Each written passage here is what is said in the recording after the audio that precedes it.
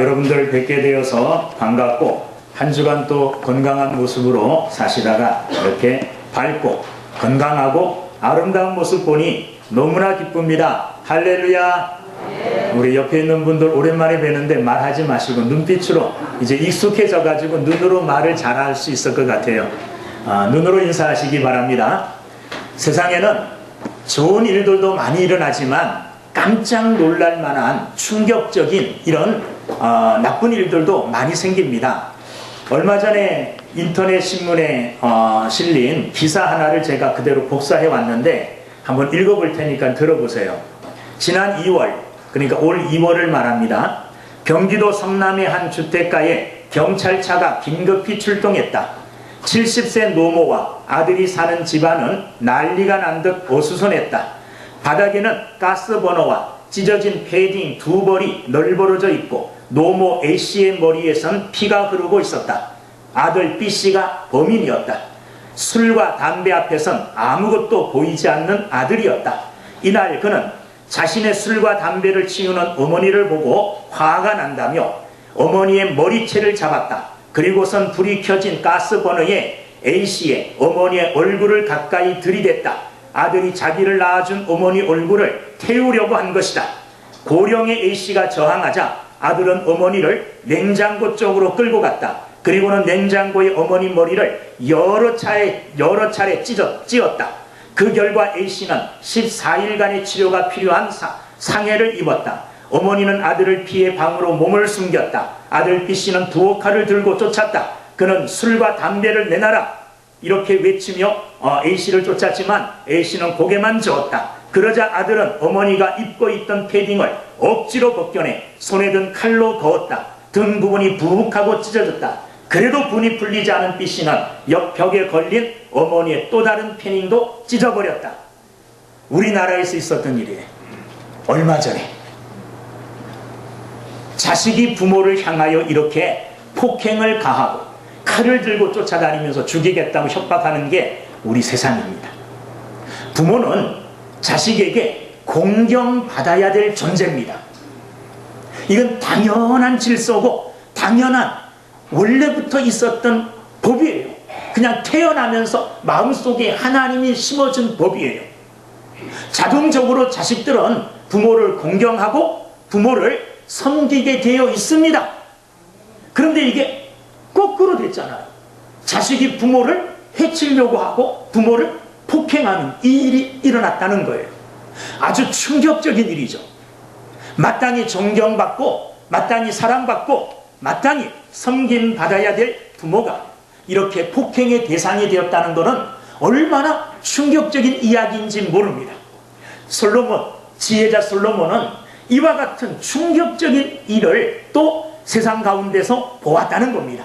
오늘 본문 14절 13절 말씀에 보면 내가 또 해 아래에서 지혜를 보고 내가 크게 여긴 것이 이러하니 여기 크게 여겼다 이 말을 다른 성경에서는 충격을 받았다 이렇게 번역하고 있어요. 지혜를 보고 지혜에 관한 일들을 보고 충격을 받는 일이 생겼다는 거예요. 충격을 받는 일이. 세상에서 일어나는 지혜에 관한 일들을 보고 너무나 충격스러운 마음이 들어 이 글을 기록하고 있는 겁니다. 자, 어떤 충격적인 일이 있었느냐?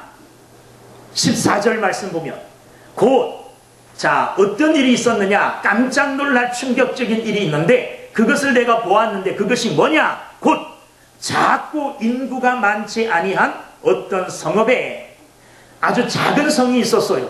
그 안에 사는 사람도 많지 않았습니다. 그런데 이 성에 큰 왕이, 성읍을 크게 가지고 있는 왕이 이 성읍, 작고 사람이 많이 살지 않는 이 성읍을 빼앗으려고, 점령하려고 큰 왕이 쳐들어왔다는 거예요. 그래서 그 작은 성을 포위를 했어요. 그리고 그 작은 성을 점령하려고 그 옆에다가 그 성보다 더 높은 흉벽을 쌓았다는 겁니다. 자, 높은 흉벽을 쌓아서 이제 내려오면서 그 성을 공격하겠다는 거예요. 바람 앞에 등불처럼 이 작은 성이 위기를 맞이했습니다. 큰 나라의 왕이 쳐들어와서 성을 에워싸고 이 토성을 쌓고 있다는 이 소식을 들은 그 성 안에 사는 사람들은 모두가 두려움에 빠졌을 것입니다. 그 중에 용맹한 사람들은 죽기 살기로 싸우자, 아마 이렇게 말하는 사람들도 있었을 거예요. 또 어떤 사람들은 그러지 말고 목숨이 아까우니까 우리 항복하자, 아마 이렇게 말한 사람들도 있었을 겁니다. 여러 가지 의견들이 나왔어요. 그러나 뾰족한 수가 나오지 않았습니다. 그런 때에 자 15절, 그 성읍 가운데에 가난한 지혜자가 있어서 그의 지혜로 그 성읍을 건진 그것이라. 위기를 당한 이 작은 성읍에 지혜자가 한 사람 살고 있었다는 거예요. 근데 그 지혜자를 어떤 지혜자라고 말하느냐 하면 가난한 지혜자라고 말합니다.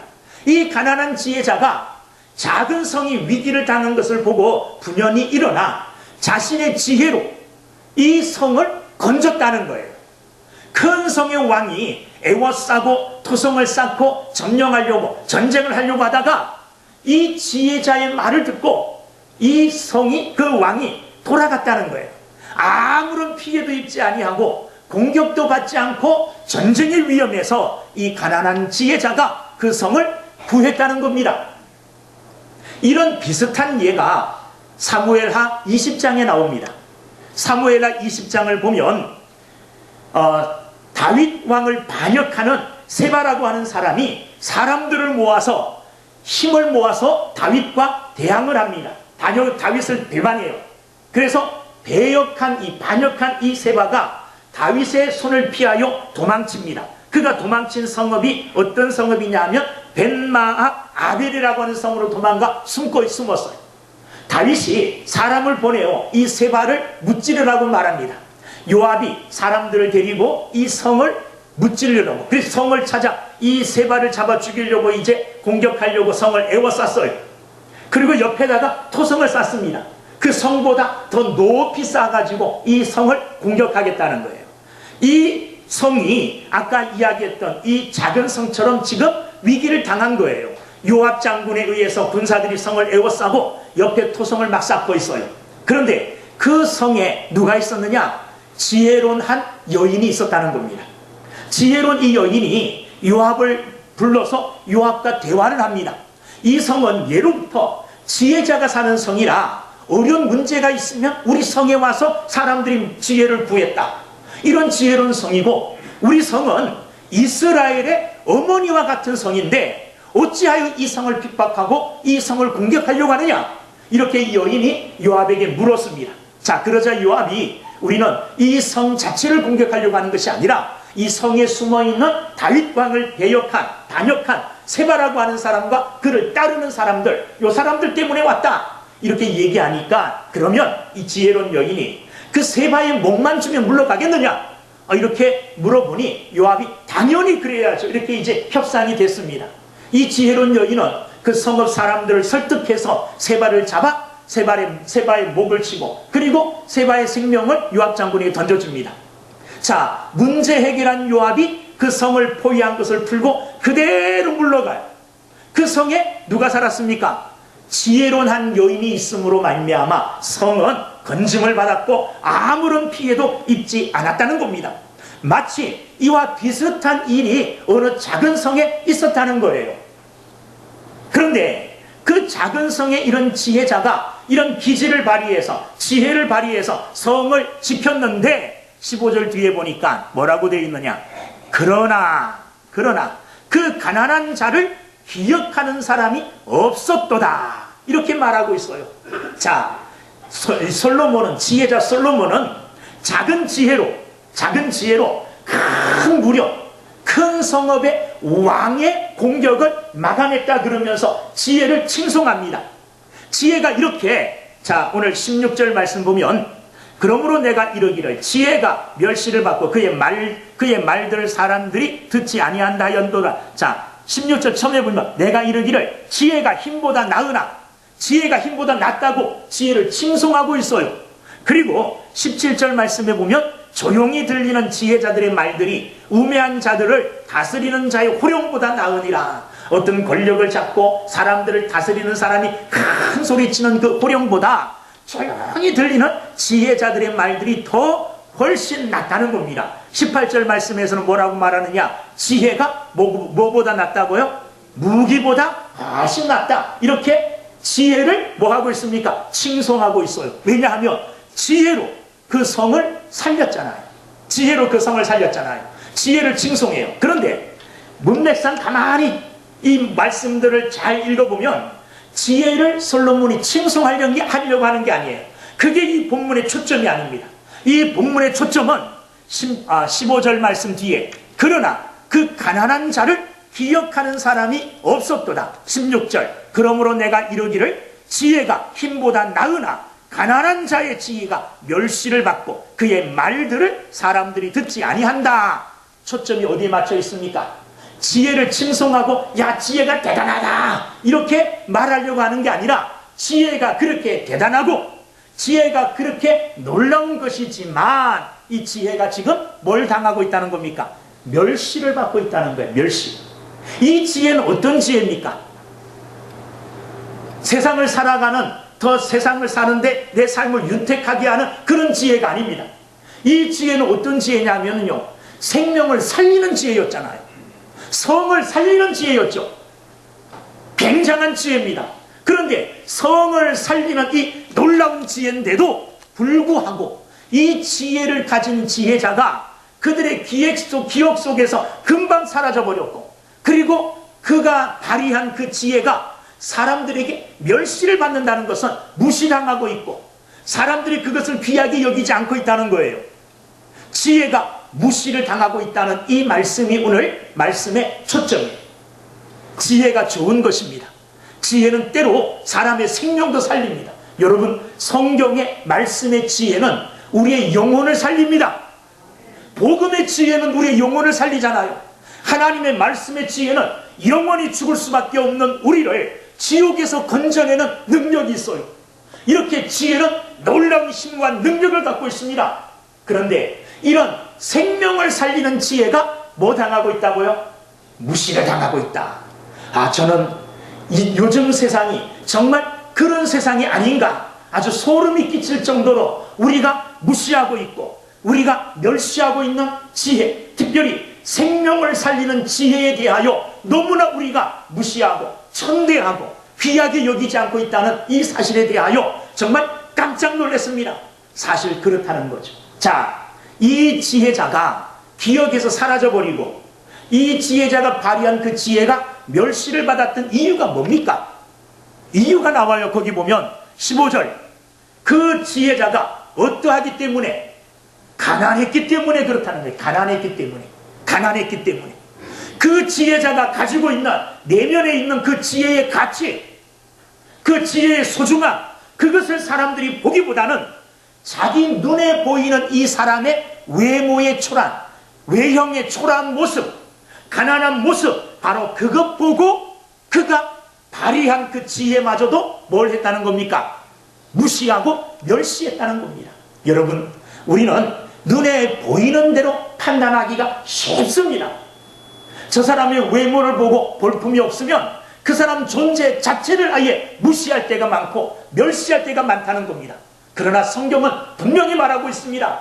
하나님은 외모를 보지 않는다는 거예요. 하나님은 뭘 보십니까? 하나님은 중심을 보신다는 겁니다. 여러분, 중심을 보시는 하나님 앞에 우리의 중심이 하나님께 정말로 인정받을 수 있도록 여러분의 중심을 올바르게 가꾸고 올바르게 만드는 일에 열심을 다하는 여러분들이 다 되기를 주님의 이름으로 축원합니다. 지혜가, 특별히 생명을 살리는 지혜가 멸시를 당한 이유가 어디 있느냐? 외모 때문에 그렇다는 거예요. 그의 가난한 외적인 삶 때문에 그렇다는 겁니다. 사랑하는 여러분들, 오늘날 하나님의 말씀, 특별히 생명을 살리는 지혜의 말씀이 무시당하고 멸시하는 경우들이 굉장히 많습니다. 왜 그러느냐? 외모를 보기 때문에 그럴 때가 굉장히 많아요. 많은 사람들이 하나님의 말씀을 전해요. 하나님의 복음의 말씀을 전합니다. 그 복음의 말씀은요, 생명을 살리는 능력이 있는 말씀이에요. 이 말씀을 듣고 그 말씀을 받아들이기만 하면 지옥에 갈 사람이 어디로 갑니까? 천국에 가요. 영원히 멸망받을 사람이 영원한 생명을 얻습니다. 얼마나 소중한 지혜입니까? 복음의 지혜가. 이런 복음의 지혜가요, 교회를 통해서 날마다 선포되어지고 있어요. 이 복음의 지혜를 받아들여 하나님의 자녀된 자들이 삶에서 세상 사람들에게 날마다 외치고 있는 게 이 복음이에요. 어떤 복음입니까? 예수 믿으라. 그리하면 너만의 집이 구원을 얻으리라. 이 복음 아닙니까? 이게 영적 생명을 살리는 지혜의 말씀이에요. 이 지혜의 말씀들이 지금 많이 사람들에게 외면당하고 있고 멸시당하고 있고 무시당하고 있는 것이 지금 실상이라는 거예요. 특별히 가진 것 없고 볼품없는 정말 작은 교회의 목사님들, 또 작은 교회 성도들, 힘없는 이런 성도들, 이런 사람들의 말을 사람들은 잘 안 들어요. 진실된 사람들 중에는 정말 가난하고 어렵게 사는 사람들이 많아요. 이런 사람들이 특별히 복음에 대한 은혜를 깨닫고 그 은혜에 감사하여 하나님의 말씀을 전하는 삶을 사는 사람들이 많다는 겁니다. 외적으로 부족함이 없는, 정말 부하고 권력도 가지고 세상적으로 조금 더 부족함이 없는 이런 사람들은 복음의 안타까움, 영혼에 대한 안타까움, 이게 좀 덜해요. 뭐 확정된 건 아니지만 대체적으로 그렇다는 거예요. 그런 사람들은 자기의 만나는 사람들, 그 비슷한 사람들끼리 만나겠죠. 그런 사람들하고 만나서 복음의 얘기를 잘 안 한다는 거예요. 잘 안 한다는 거예요. 그런데 정말 복음의 은혜 속에 사는 가난하고 정말 약하고 힘없는 이런 사람들, 은혜가 너무너무 감격스럽고 놀라워서 이런 사람들은 삶에서 예수 믿으라고 복음을 전하는 삶을 많이 살아요. 저는 그런 것을 보게 됩니다. 예수 믿는 사람들 중에서도 세상적으로 힘을 가진 사람들이 굉장히 많습니다. 굉장히 많아요. 나는 그런 사람들이 정말 복음으로, 말씀대로 신실하게 사는 모습을 좀 보여주면 얼마나 좋을까. 가난하고 힘없는 100명이 말하는 것보다 힘 있는 사람이, 정말 가지고 당당한 이런 사람이 신실되게 복음의 비밀을 알고 그 복음의 지혜를 담대하게 말한다면 그 힘은 굉장할 거라고 생각해요. 굉장할 거라고. 그런 사람들이 좀 삶에서 힘있게, 능력있게 좀 말을 했으면 좋겠어요. 능력있게.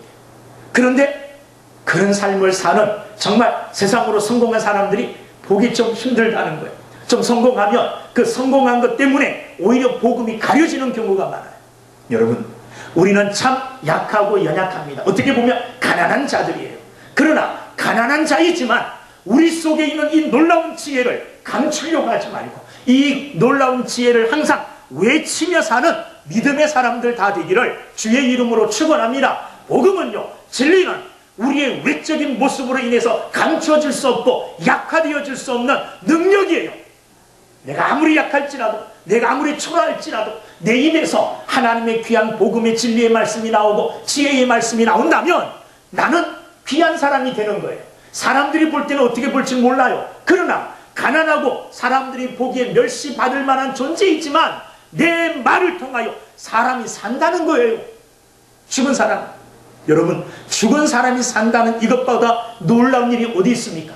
이것보다 가치 있는 일이 어디 있습니까? 사람들이 누가 나를 향하여서 손가락질하면서 너 가난하고 너 천하고 이렇게 아무리 손가락질하더라도 여러분 안에 고귀하게 감춰있는 이 지혜, 이 생명을 살리는 놀라운 지혜, 이것을 언제든지 나타내며 사는 믿음의 사람들이 되기를 주의 이름으로 축원합니다. 내가 전하는 복음이 비록 때로는 멸시를 받고 내가 전하는 복음 때문에 사람들한테 손가락질을 받고 때로는 사람들이 나를 놀리고 비웃을지라도 여러분 속에 있는 이 놀라운 지혜의 말씀을 외쳐서 이 가난한 사람처럼 성업을 살리고 생명을 살리는 믿음의 사람들이 다 되기를 주의 이름으로 축원합니다. 두 번째, 이 지혜가 멸시를 받는 이유가 뭐냐 하면 사람들이 잊어버렸기 때문에 그렇습니다. 15절 말씀. 그러나 그 가난한 자를 기억하는 사람이 없었도다. 가난한 사람을 기억하는 사람, 그 가난한 사람이 우리 성읍을 구했지, 우리 성이 멸망받을 수 있는 그 상황 가운데 이 사람의 지혜가, 그 사람을 통하여 그 사람의 지혜가 이 성, 내가 살고 있는 이 성을 구하였고 그로 인해서 내 생명도 살림을 받았지. 이렇게 기억해야 되는데 이 은혜를 기억하지 못하고 잊어버렸다는 말이에요. 다시 말하면 이번에는 우리 성도들에게 이 말씀을 한번 적용을 하고 싶어요. 무슨 말이냐면 저와 여러분들을 이 지혜의 복음의 말씀이 살렸잖아요. 하나님의 말씀이 여러분들을 살렸죠. 하나님의 말씀이 저를 살렸습니다. 그러면 말씀이 얼마나 귀합니까? 내가 말씀을 통하여 생명을 얻었고, 말씀을 통하여 소망을 가졌고, 말씀을 통하여 내가 힘과 능력을 있고, 말씀을 통하여 오늘 기쁨과 즐거움으로 살아가고 있다는 거예요. 이 은혜를 잊어버리고 하나님의 말씀을 외면하고 무시하고 멸시하는 사람들이 굉장히 많습니다. 저는 누가 가장 부러우냐 하면 의사들이 정말로 부러워요. 왜 부러우냐? 아무리 잘 나가는 사람일지라도요, 의사 앞에 가면 안 그렇습니까? 의사 앞에 가서는요, 누구든지 얌전해질 수밖에 없고 겸손해질 수밖에 없어요. 저도 의사 선생님 앞에 가서는 제일 겸손해요. 혹시라도 이분의 마음을 상하게 하면 어떡하나. 말도 조심하고 태도도 조심하고. 왜냐하면 이 사람이 말하는 것에 따라서 내가 생명이 아주 건강이 왔다 갔다 하잖아요. 그러니까 그 사람 앞에 가서 그 사람의 말에 얼마나 잘 집중해서 듣는지 몰라요. 한마디도 안 놓치려고. 너무 부러워요. 하나님의 말씀에 대하여 사람들이 좀 이렇게 대했으면 좋겠어요. 그 말씀은요, 나를 살렸습니다. 내 생명을 영원한 멸망 가운데서 구원해 주었고, 영원한 생명을 그 말씀은 내게 주었어요. 이 말씀의 지혜, 내가 이 말씀의 지혜를 통해서 이렇게 놀라운 은혜를 입고 놀라운 축복을 받았는데, 그렇다면 그 말씀을 내가 존귀하게 여겨야 되잖아요. 그 말씀을 내가 귀하게 여겨야 되잖아요. 그런데 믿는 사람들조차 하나님의 말씀을 없이 여길 때가 너무너무나 많다는 거예요. 말씀은 하나님이 내게 하시는 말씀이에요. 내게 생명을 주시고 나를 살려주셨고 오늘도 나를 사랑하시고 오늘도 나의 삶을 이끌어 가시는 그 전능하신 하나님이 지금 나에게 하시는 말씀이 뭐냐 하면 이 성경 말씀이에요. 그렇다면 그 말씀을 어떻게 받아야 되겠습니까? 환자가 의사 앞에 가서 의사의 말을 듣는 것보다 더 신중하게, 더 진지하게 그 말씀을 들어야 될 줄로 믿습니다. 저는 우리 사랑하는 성도들은 말씀의 은혜로 살아가는 자들이에요. 말씀의 은혜로. 말씀의 은혜로. 그런데 일주일을 살아가는데, 일주일이 168시간인가 그래요. 일주일을 살아가는데, 일주일을 살아가는 말씀을 듣는 시간은 몇 분 되느냐? 한 3, 40분밖에 안 되죠. 주일날 낮에 와서 듣잖아요. 3, 40분 들은 그 말씀을 가지고 168시간을 살려니까 이건 힘이 들어요. 피곤하고 지쳐요. 하나님의 말씀을 들었으면 그 말씀이 내게 계속 역사할 수 있도록 말씀을 묵상하는 사람들이 돼야 돼요. 지난주에 들은 말씀이 오늘까지 묵상이 되어서 우리 속에서 이렇게 주물떡주물떡 그래갖고 그게 내 삶의 영적인 힘과 영양분으로 공급이 되어 있어야 된다는 말이죠. 삶에 녹아 있어야 돼요. 오늘 들은 말씀이 오늘 들음으로 나감과 동시에 잊어버리는 것이 아니라 들은 그 말씀을 잘 보존하고 지키고 있다가 나가서부터 그 말씀을 내 속에서 마치 소가 대세금질하듯이 시간 있을 때 조용한 시간에 그 말씀을 다시 끄집어내요. 아, 주일날 목사님이 하신 말씀이 뭐지? 지혜가 멸시를 받는다 그랬는데 나는 혹시 하나님의 말씀을 멸시하고 있지 않은가? 그 말씀을 무시하고 있지 않은가? 그 말씀을 왕의 명령처럼 듣고 그 말씀을 따라 순종하는 삶을 사는가? 조용한 시간에 그 말씀을 끄집어내가지고 묵상하는 거예요. 우리 삶에서 이렇게 묵상하고 그러면 그 말씀이 시간이 지남에 따라 어떻게 되어지느냐? 사라지는 게 아니라 말씀은요, 우리 몸에, 우리 육체의 몸에 습관처럼 녹아들어야 된다는 거예요. 그 말씀을 기억하지는 못하지만 정확히 그 말씀이 내 삶에 녹아들어서 내 삶을 움직여갈 수 있는 능력이 되는 것이 말씀이 되어야 된다는 거예요. 여러분, 이 귀한 말씀의 지혜, 이 귀한 말씀 들을 때마다 잊어버리지 않고 참 귀하게 여겨 여러분 마음속에 꼭 쥐고 있는, 움켜잡고 있는 믿음의 사람들이 되어지기를 주님의 이름으로 축원합니다.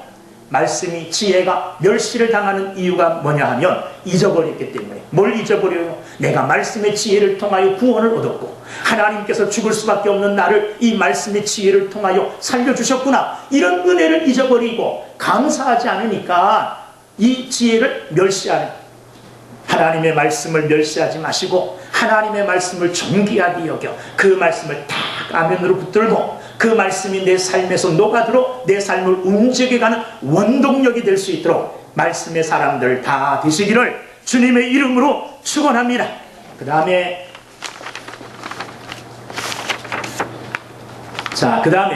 이 말씀이 멸시받는 세 번째 이유는 뭐냐 하면, 자, 17절 말씀 함께 읽어보겠습니다. 17절 제가 읽겠습니다. 조용히 들리는 지혜자들의 말들이 우매한 자들을 다스리는 자의 호령보다 나으니라.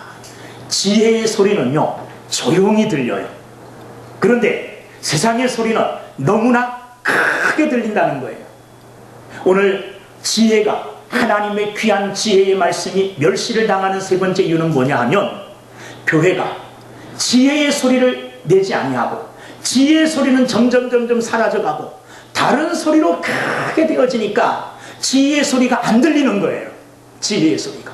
교회에서는 생명을 살리는 지혜의 소리가 들려야 되죠. 그 소리가 어떤 소리입니까? 그 소리가 십자가의 소리입니다.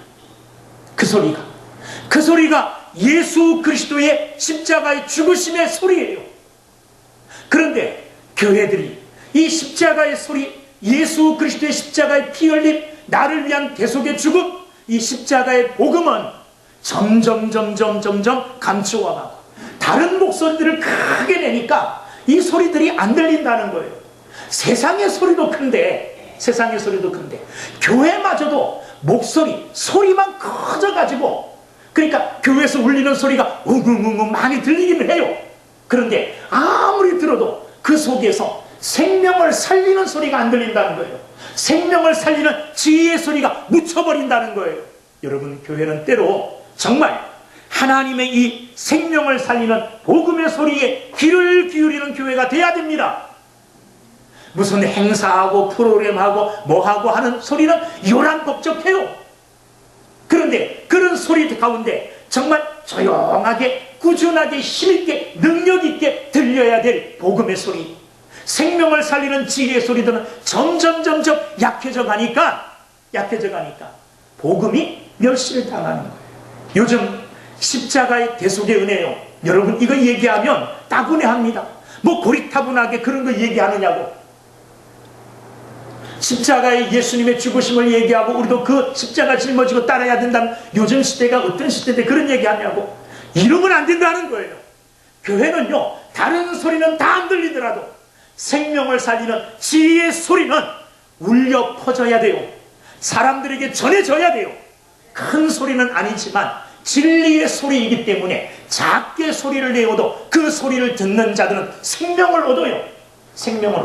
그 소리를 듣는 자들은, 그 지혜를 듣는 자들은 살아난다는 겁니다. 사랑하는 여러분들, 우리의 삶 속에서, 우리 교회 안에서 이 놀라운 생명의 소리, 지혜의 소리가 다른 소리에 묻혀서 들리지 않는 이런 비극적인 일이 우리 교회에서는 일어나지 않도록 생명의 소리가 원활하게, 활발하게 잘 들릴 수 있도록, 또 그 소리에 귀를 잘 기울이는 믿음의 사람들이 다 되기를 주님의 이름으로 축원합니다.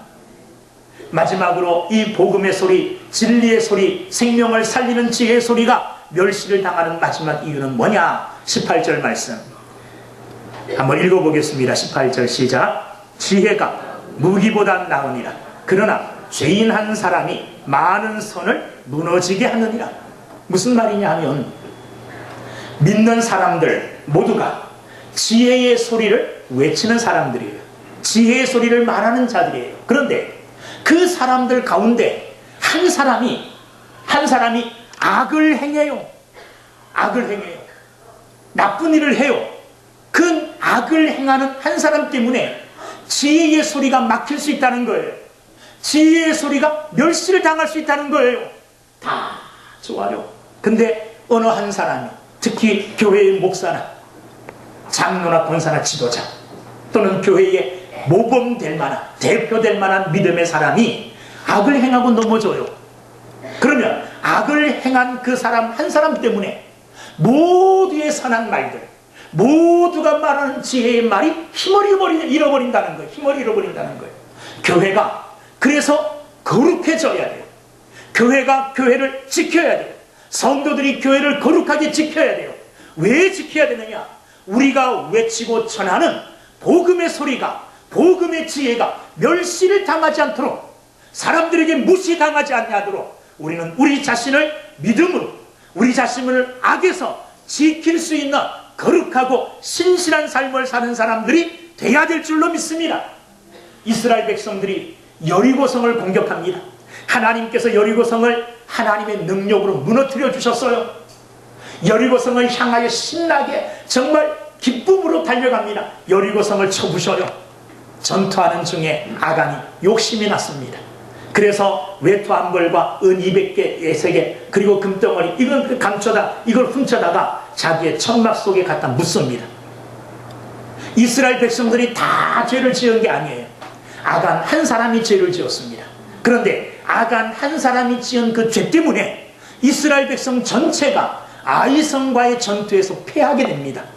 하나님은 이스라엘 가운데 죄, 한 사람의 죄, 이것을 하나님은 용납하지 않으셨어요. 하나님은 그것을 기억하셨어요. 그 한 사람 죄 때문에 이스라엘 백성들이 패배하게 하시고, 쓰라림 패배의 경험을 통하여 회개하고 그 죄값을 치른 후에 다시 승리를 주셨다는 겁니다. 여러분, 우리는 이것을 잘 기억해야 돼요. 혹시라도 나 한 사람 때문에, 나 한 사람의 죄 때문에, 나 한 사람의 범죄 때문에 우리 모두가 외치고 있는 지혜의 말씀, 생명을 살리는 복음의 말씀이 외면당하고 멸시당하고, 이것이 정말로 사람들에게 정말로 외면당한다면 얼마나 큰 죄입니까? 사랑하는 여러분들, 복음을 지키기 위해서라도, 지혜의 말씀을 지키기 위해서라도 우리는 우리의 삶을 늘 돌아보며 하나님 앞에서 신실하게 바르게 서는 삶을 살아야 될 줄로 믿습니다. 오늘 이 지혜는, 가난한 자의 지혜는 성읍을 살리는, 생명을 살리는 큰 일을 했습니다. 사람들이 그거 잊어버렸어요. 그 지혜를 도리어 멸시하고 가난한 자를 기억도 안 해요. 오늘 이와 같이 큰 일을 했지만, 성을 살렸지만 혹시라도 멸시당하고 있는 지혜가 없는지 우리 삶을 돌아봐야 됩니다.